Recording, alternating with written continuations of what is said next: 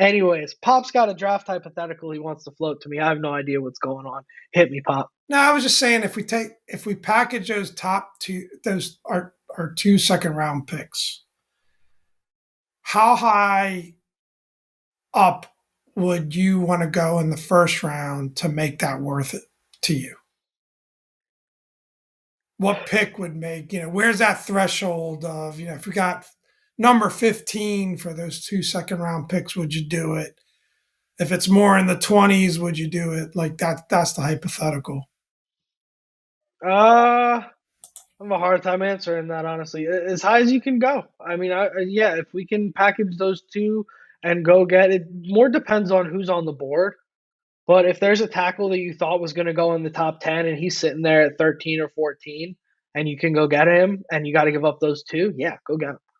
Like if a Fashanu or who's the other kid out of, I'm losing his name. He's got a tough name. Not Joe Alt, if it's the other guy. But if it's one of those guys, sure. It just depends on who's on the board. Yeah, that's a great answer. That's a great answer. I think if the player is there and is dropped, that's actually the most intelligent answer. Because I heard this debate on sports radio and they were given numbers, and I guess the numbers came with the assumption of, say you do it if you can get into the top 15, maybe 15 to 20. If you get into the 20s, maybe not. But you're right. If the player is there who they've got very high on their board and he's slipped and that's who they want to go get, I'm all for it. I'm all for trading up, especially if Yeah. it's go get an offensive tackle for sure. Yeah, they did that with Montez Sweat years ago during the Gruden era, right? They didn't think they Yeah. wanted to take Sweat where they took Haskins, and then Sweat fell down the board a little bit, and they went back up and got him. But anyways, let's get into this here. This is an important topic. We're probably gonna go a little quick on it. But what are the keys? 15 to 25 we've talked about the little 15 to 25 actually. We've talked at the about 25-minute mark. we've talked about who we want, right? Now let's talk about what are the keys to bringing in a quarterback, regardless of who it is. What do we need to do offensively, defensively, special teams? What do the equipment managers need to do? You heard Giannis say when the Bucks were struggling, and the laundry boys need to do better.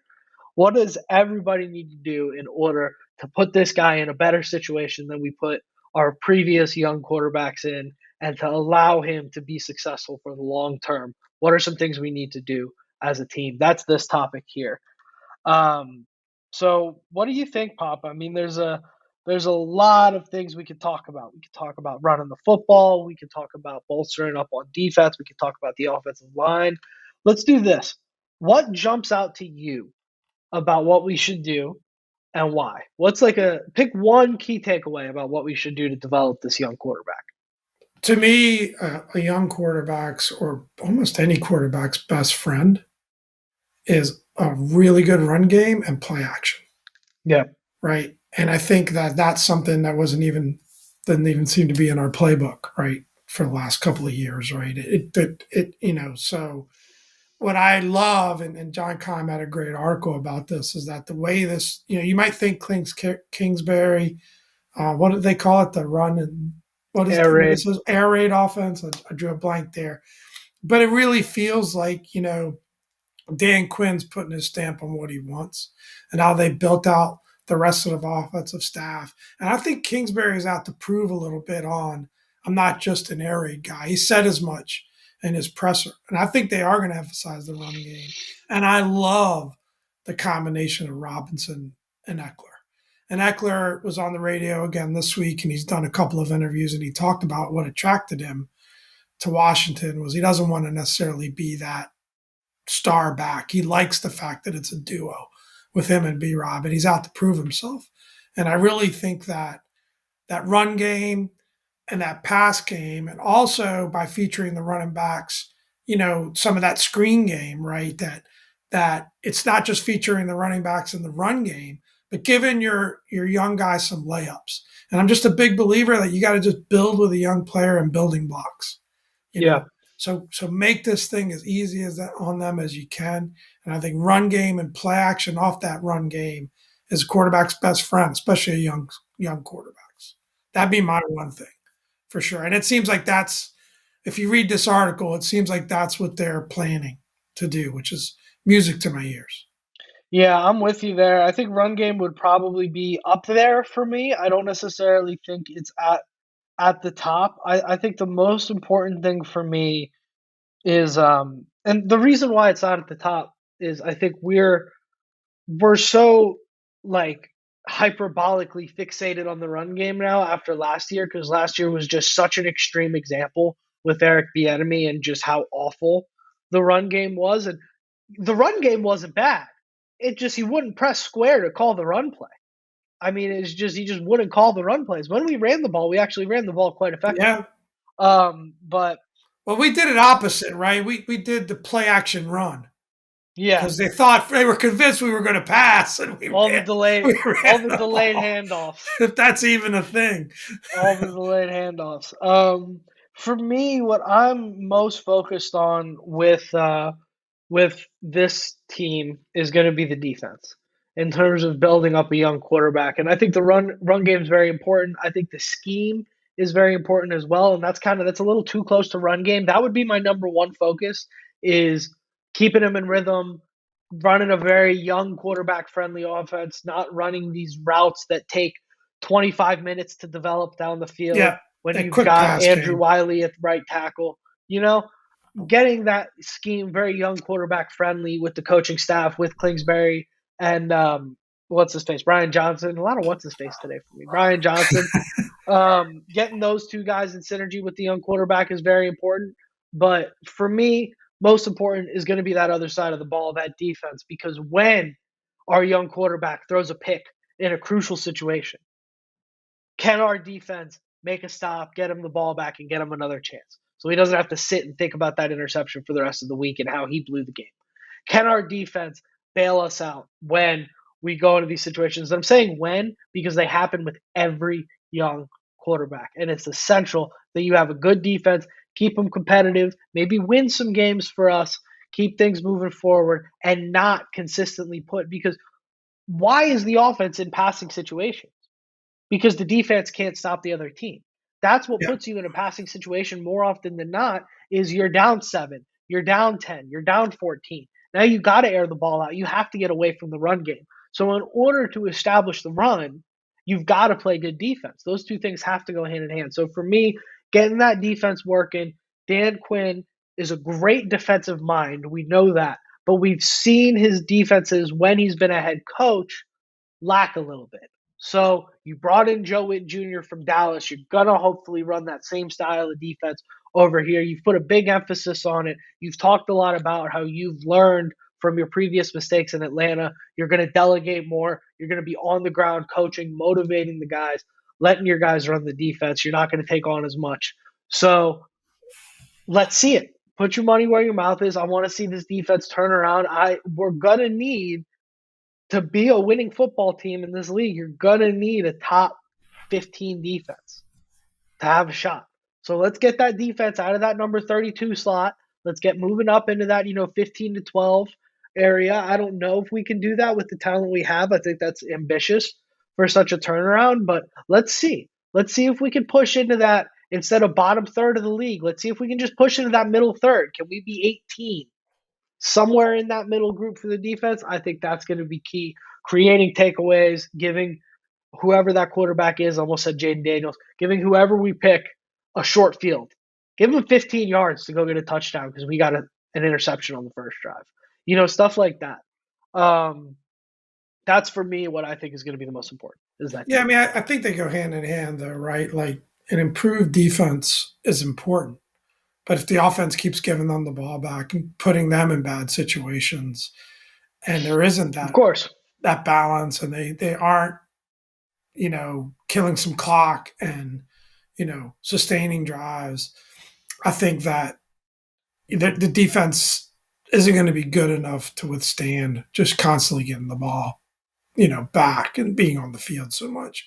So I think Sure. it does go hand in hand. But you're right, you're spot on. When the defense does have the opportunity or the offense does have a good drive and scores, it's the defense has to step up. The defense Yep. has to take some pressure off this young quarterback. I totally agree with you there. It's spot on. And I think just going back to the running game, the good news is any of these top four quarterbacks can also be a threat with their legs, right? We've seen, you know,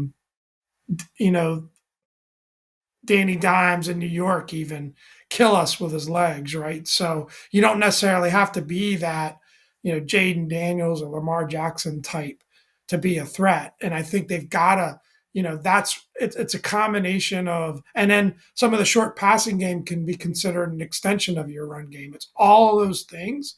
So it gets the defense back on their heels a little bit where they just can't put their airbacks and come after the quarterback. And then you look at a Drake May, or you look at a Daniels, Jaden, they can throw the deep ball. They've got good deep ball accuracy, and if you Yeah, can get the defense back on their heels and then get some deep game going as well, I think it could be a really great recipe. I mean, the other thing that the Kimes articles points out is how they've built the support staff. They yeah, brought a Marcus Mariota. I keep wanting to call him Martin. Uh,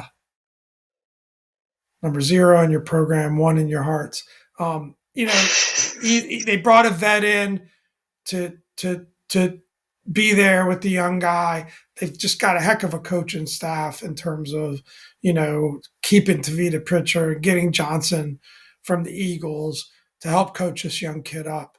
I think that support system is going to be there, but it just seems like a different level when you hear quotes from this coaching staff about how they're going to coach up this young QB. And that's why I feel so confident that no matter who it is, no matter who they think is the right pick, I think that this is going to be a different story with this rookie QB. I think we're going to see some good things because I don't think they're going to put the weight of the world on that quarterback's shoulders. yeah, yeah. I think that's the most important thing is just getting that together. And I mean, Austin Eckler's a touchdown machine. You end up in Yep, those red zone situations. That's a guy that even not in his prime anymore. I think everybody could say he's probably lost a step or two. Even a guy that's not I'm sure about necessarily in that. his prime anymore, he's yeah, I'm not sure about it either. We'll see. I'm not sure about that. That high ankle can hurt, but you got a running back at almost 30 coming off a high ankle sprain. That's a little nerve wracking. But anyways, you've got him there, you've got B Rub there, you've got Terry there, you've got Jahan there.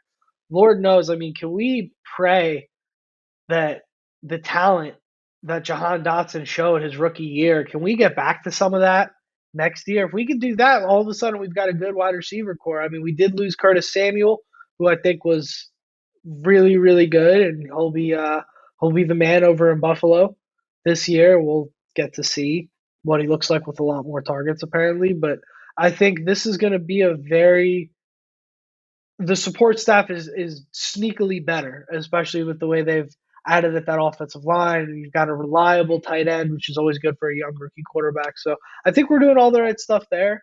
Well, and you Um, said you called it before last season about how B Rob would be featured more in the pass game, and I was skeptical. yeah, Unfortunately, he wasn't featured enough in the run game, but I think that if you can get some layups to those guys that they turn into 10, 15, 20-yard gains, I mean that's the kind of support a quarterback needs, and I think the thing that you need with this situation more than anything, and if I had to give one other key word, it's patience. yep, You're probably going to have some situations where you run the ball on first and second down and you get stuffed. You can't just get away from it or panic and get away from it. Just because you're down a touchdown doesn't mean it's time to just start dropping the kid back every down because we got to come back. It's one score. So that patience, I think, is going to be key to stick to your game plan, stick to what you're doing.